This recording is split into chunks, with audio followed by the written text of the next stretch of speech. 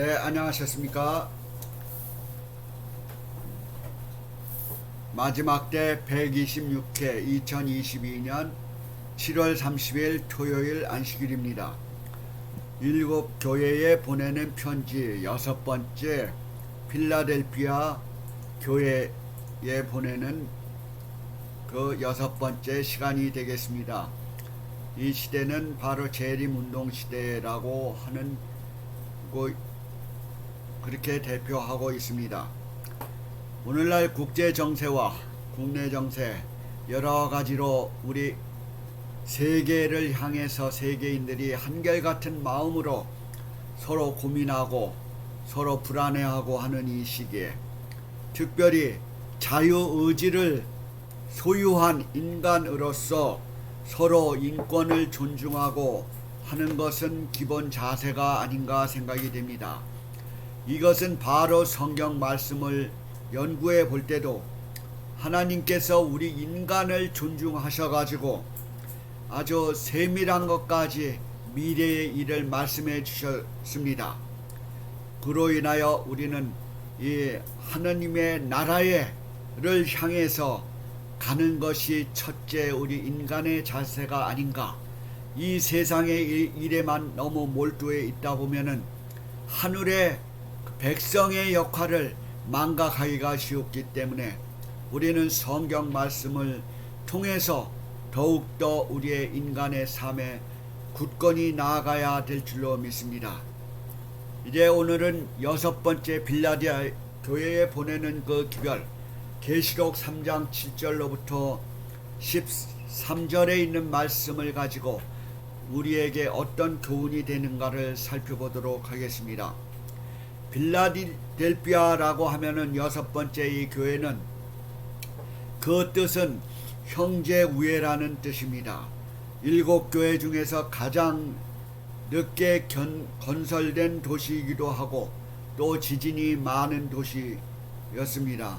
또한 빌라델피아는 헬라 문명을 보급하는 일에 그 문이 전초 기지가 되었습니다. 그래서 작은 아뎀이라고 하는 별명을 가지고 있습니다. 바로 알라세이르라는 그 도시로 지금은 불려지고 있고 이미 인구는 15만 소도시였고 또한 이슬람 국가인데도 불구하고 많은 그리스도인들이 그곳에 거주하고 있었습니다. 오늘날은 무성한 잡초와 고대 성벽으로 잔해가만 있을 뿐입니다.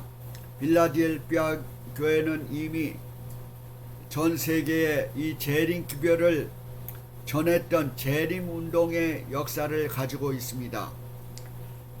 시대적으로 보면은 1798년 이후 로마 교황권이 멸망한 다음에 재림 운동이 전 세계적으로 펼쳐진 그 시대이죠.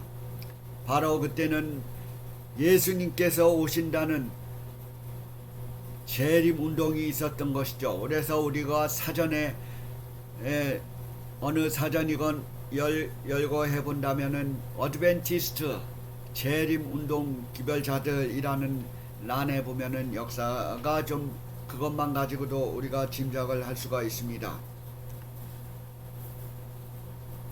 여기에 빌라델피아 교회에 편지하는 그 예수님의 모습은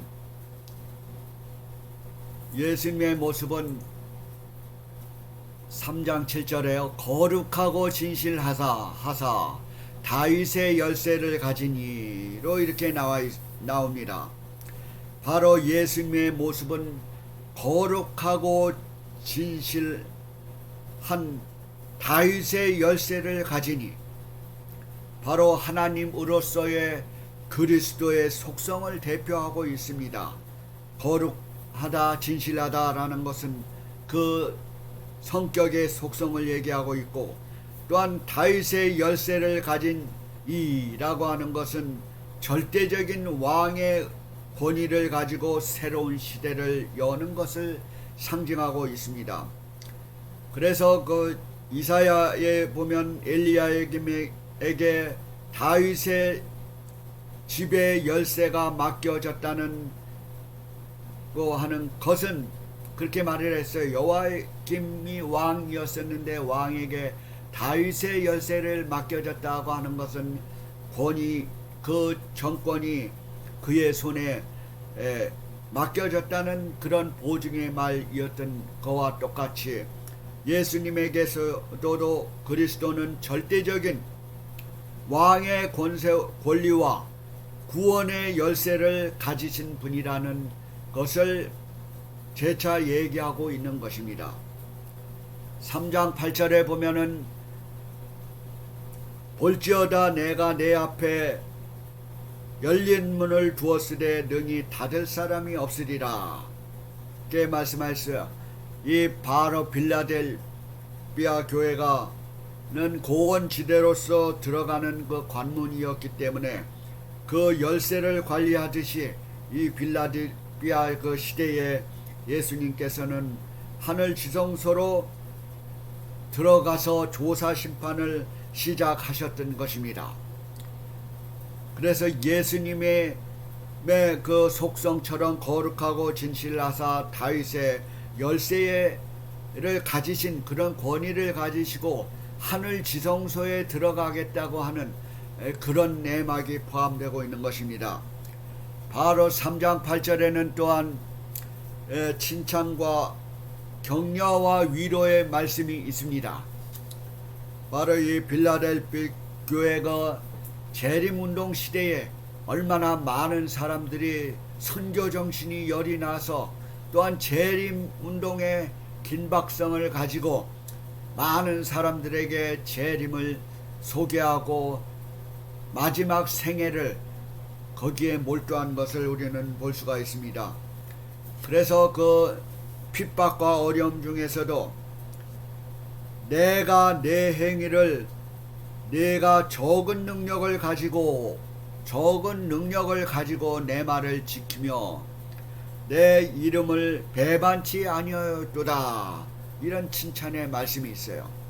그 어려운 핍박 와중에도 이렇게 적은 무리가 그 능력을 하나님께 받아서 그 이름을 배반치 아니하였다는 것은 얼마나 귀중한 일이라고 아니할 수 없습니다. 바로 이 빌라델비아는 동부 고원지대에서 들어가는 그 관문이었습니다. 빌라델비아 교회는 비록 작고 능력은 미약했지만은 순종하는 교회였습니다. 말씀대로 사는 그 백성이었습니다. 그러나 말씀대로 살고 고달픈 인생이었지만 그 하나님께 배반하지 않았던 그런 교회를 대표하고 있습니다. 오늘날도 이 복음의 문은 열린 문과 같이 열려져 있습니다. 개방되어 있다는 얘기죠. 은혜의 시기라는 것이죠. 누구나 원하기만 하면 들어갈 수 있는 이런 현 은혜의 종교의 시대에 있는 것입니다. 수많은 지식과 정보가 우리 앞에 놓여져 있지 않습니까? 그만큼 열려져 있는 문이긴 하지만은 하나님의 복음도 빨리 받아들여질 수도 있기는 하지만은 유혹의 지식과 유혹의 길도 많이 있다는 것을 우리는 염두에 두어야 할 줄로 믿습니다. 우리가 쉽게 종교를 접할 수 있지만은 또한 쉽게 유혹에 빠질 수 있기 때문에 더욱더 이 빌라델비아 교회에 당연한 것처럼 맞이한 것처럼 그 적은 능력과 그 힘을 가지고 정말 하나님께 순종하는 그런 것이 필요한 것이죠. 바로 이 열성적인 시대이죠. 이 재림운동에 힘을 다하여 적극적으로 마지막 생애를 바쳤던 그 재림운동가들, 선교문이 완전히 열려져 있는 이 시대에 또한 선교사들이 많이 활동을 했던 그 시대죠. 특별히 윌리엄 캐리라고 하는 한 선교사 얘기를 해본다면은 이 윌리엄 캐리라는 선교사는 1793년 바로 그 재림운동 시대죠. 인도의 선교사로 떠나는 것을 시작으로 하여 그 위대한 선교 세기가 시작되었던 것입니다. 그래서 그는 선교 정신으로 무장하고 아마존 유역이나 아프리카 지역이나 이런 데 복음을 전파하였던 것입니다. 1844년에 당시 재림운동 기별을 미국뿐만 아니라 전 세계적으로 이게 전해지었던 그 기간입니다. 이 사회나 주류나를 막론하고 적은 무리나 큰 무리나 이 재림운동에 대해서 들어보지 않았던 그런 백성이 없을 만큼 아주 적극적으로 전해지었던 것입니다. 이 당시에는 그와 동시에 박해도 있었고 교회 출교도 당하고 비웃음거리도 있었고, 그러나 신앙을 고수해 있던 재림운동을 전하는 참신한 선교사들이 많이 있었던 것입니다. 바로 열린 문의 중요한 의미는 빌라델피아 교회가 마칠 무렵에, 그 시대가 마쳐질 무렵에 예수님께서 바로 하늘 지성소 문을 여시고 들어가셨던 것입니다. 계시록 11장 19절에 보면은 말세에 마지막 말씀하시기를 이에 하늘에 있는 하나님의 성전이 열리니 성전 안에 하나님의 언약궤가 보였다고 말씀을 하고 있습니다. 바로 하나님의 언약궤가 하늘 지성소에서 보였다고 하는 것은 예수님께서 지성소에서 봉사사업을 하고 계신 것을 의미하고 있습니다. 이리하여 3장 9절에 보면은 보라 사단의 해 곧 자칭 유대인이라고 하나 그렇지 않고 거짓말하는 자들 중에서 몇을 내게 주어 저희로 와서 내 발 앞에 절하게 하고 내가 너를 사랑하는 줄 알게 하리라. 바로 여기에 나오는 사단의 회는 누구를 가리키고 있습니까? 이 사단의 회는 자칭 하나님의 백성이라고도 하면서 하나님을 대적한 위헌적인 그리스도인을 말하고 있습니다. 거짓 위선자들, 교회를 해방하고 참된 그리스도인을 핍박하는 자들, 이게 바로 사단의 해이고 자칭 유대인이라고 하는 무리를 였습니다. 교회는 바로 형제를 위하여 일한다고 주장을 하지만은 바로 이들은 사단의 일을 하고 있었습니다. 바로 이 시기에 한쪽에서는 재림운동의 기별이 전파되고 한쪽에서는 그런 핍박의 무리가 있고 비웃는 무리가 있었다는 것입니다. 바로 그렇지만도 3장 10절로부터 13절에 보면은 격려와 위로의 말씀이 나오는데 3장 10절에 내가 나의 인내의 말씀을 지켰은즉 내가 또한 너를 지키어 시험의 때를 면하게 하리니, 시험의 때를 면하게 하겠다고 이렇게 격려하고 위로하고 있는 것입니다. 이는 장차 온 세상에 임하여 땅에 거하는 자들을 시험할 때라. 내가 속히 이 말이니 내가 가진 것을 굳게 잡아 아무나 내 면류관을 빼앗지 못하게 하라.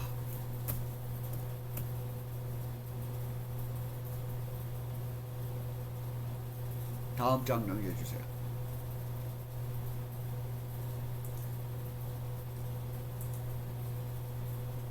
내 면류관을 빼앗지 못하게 하라. 하나님의 성전의 기둥이 되게 하리라. 여기에 보면은 약속의 말씀이 주어져 있죠. 빌라델피아 교회는 인내가 필요한 교회였습니다. 성도들은 또 예수님의 재림을 믿었지만은 예수님께서 오시지 않았기 때문에 많은 사람들은 실망하고 또한 조롱을 받고 핍박을 견디다 못해 많은 사람들이 교회를 떠나는 그런 역사적인 일도 있었습니다. 예수님께서 곧 오시리라는 약속을 믿고 꼭 오실 것처럼 했지만 빨리 오시지 않았기 때문에 실망하셨습니다. 그래서 그러나 인내를 가지고 하나님의 말씀을 연구한 많은 무리들이 또 있었는데 그들은 유익을 얻게 되었고 바로 시험의 때를 면하게 하는 약속을 받았습니다.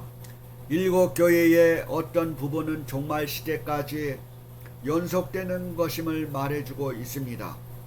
그리스도가 속히 오신다는 사실은 각 시대를 통해 진리를 굳게 잡고 성도들에게 큰 용기와 격려를 주었던 것입니다.